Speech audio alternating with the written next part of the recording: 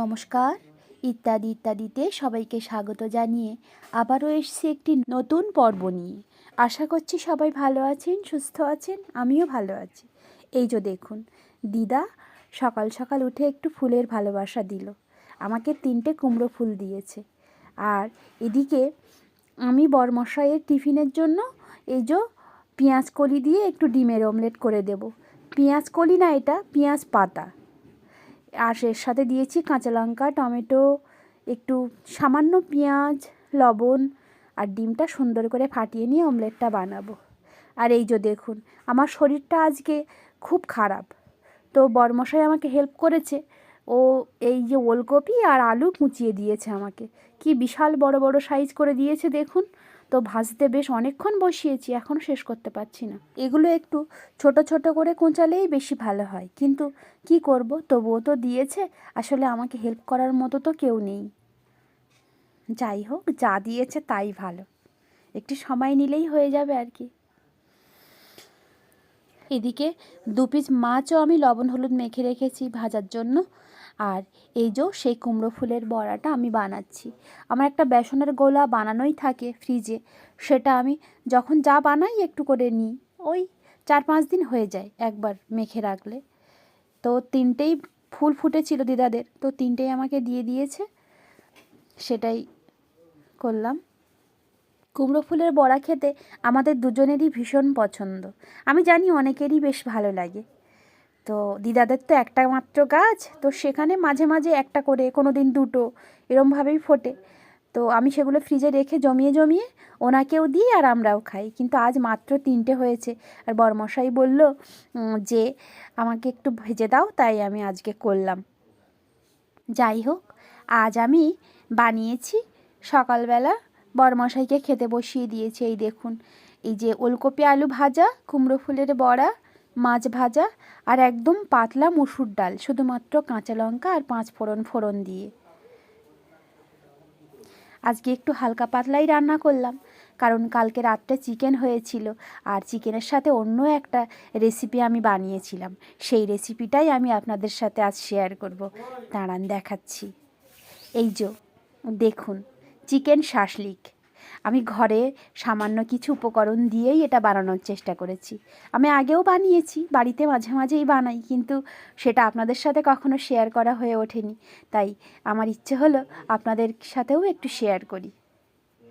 কাল রাত্রে ফেরার সময় বরমশাই কিছুটা চিকেন নিয়ে এসেছিলেন, তো চিকেন বানাতে বলেছিল। তো আমি ওই হাড়ের মাংসগুলো নিয়ে মাংস তরকারি করেছিলাম। আর এই বোনলেস চিকেনগুলো দিয়ে আমি বিভিন্ন রকম রেসিপি বানাই, কোনো দিন মোমো, কোনো দিন পকোড়া। তো আজ মনে হলো যে চিকেন শাসলিক বানাবো। তো চলুন দেখে নেওয়া যাক আমি চিকেন শাসলিকের জন্য কি কি নিয়েছি। এই যে চৌকো চৌকো করে নিয়েছি পেঁয়াজ, ক্যাপসিকাম, টমেটো, আর এর যে বাড়তি অংশ সেগুলো ফেলে দিইনি, ওগুলো আমি ব্যবহার করেছি।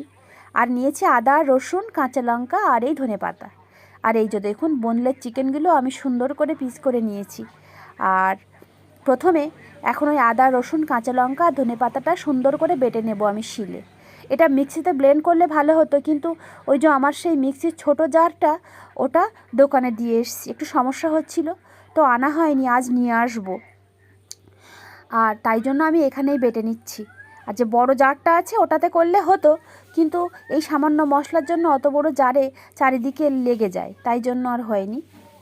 যাই হোক, আমি শিলেই বেটে নিয়েছি, কোনো সমস্যা হয়নি। আর ওটা এখন সরাসরি আমি ওই চিকেনের ভিতরেই দিয়ে দেব, কারণ চিকেনটা আমি আগেই সুন্দর করে ধুয়ে নিয়েছি।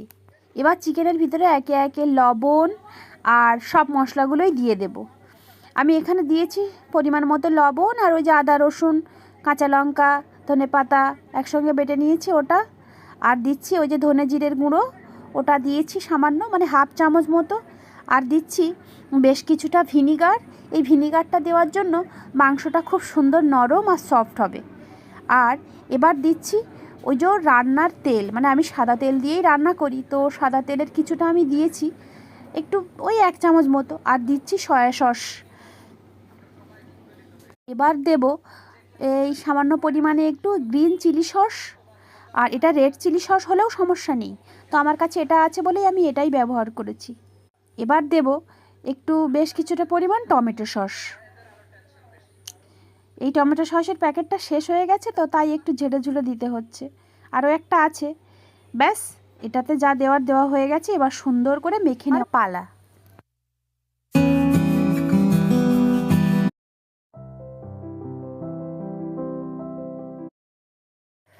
আমি এই চিকেনটা বেশ 15-16 মিনিট মতো ঢেকে রেখেছিলাম। 15-16 মিনিট পর আমি এই যে সবজিগুলো যেগুলো দেওয়ার ছিল এর ভিতরে, সেগুলো আমি এর সাথে এবার সুন্দর করে মিশিয়ে নেব, যাতে করে এই সবজিগুলোর সাথেও এই মশলাগুলো সুন্দরভাবে মিশে যায়। এই জন্যই আমি এটা করেছি। আর আমি বেশ কিছুটা এই যে কাঠি নিয়ে নিয়েছি, নারকেল কাঠি। এগুলো নারকেল পাতা থেকে আমি ছাড়িয়ে রেখে দিই, মাঝে মাঝে ব্যবহার করি এগুলো। এই দেখুন, এই সবজিগুলো দিয়েও আমি বেশ 15 মিনিট মতো ঢেকে রেখেছিলাম। আর এই সবজিগুলো এর সাথে মেশানোর কারণ এই মশলাগুলো এই সবজির ভিতরেও সুন্দর করে ঢুকে যায়, যাতে কাঁচা কাঁচা গন্ধটা না আসে। ব্যাস, এবার কাঠিতে একটা একটা করে গেঁথে নেওয়ার পালা।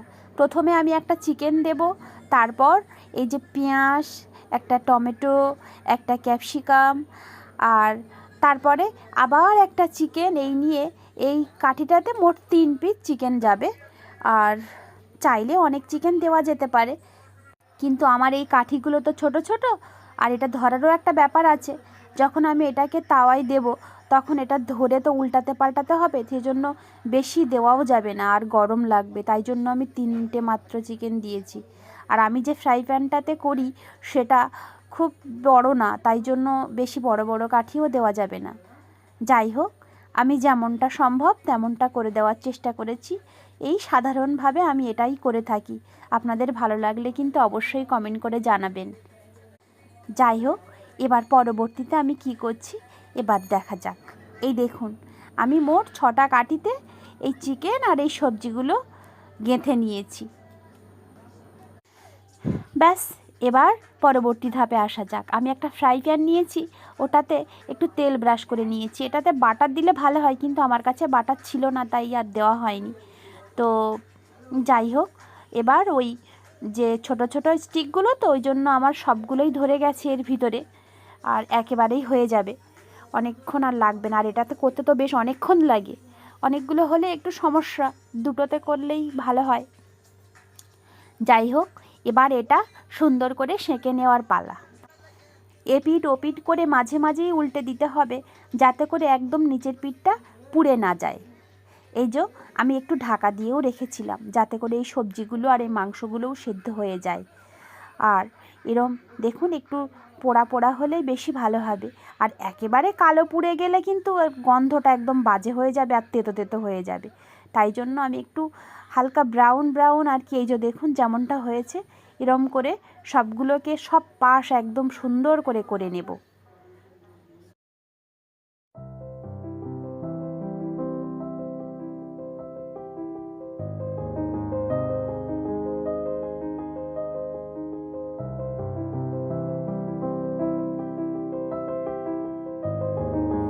এই দেখুন, আমি বেশ অনেকক্ষণ ধরে, তা প্রায় 15 মিনিট ধরে আমি সুন্দর করে এপিঠ ওপিঠ করে একদম সুন্দর করে ভেজে নিয়েছি। আর এই মাংসটা সেদ্ধও হয়ে গেছে ভালো, আর সবজিগুলোও সুন্দর সেদ্ধ হয়ে গেছে।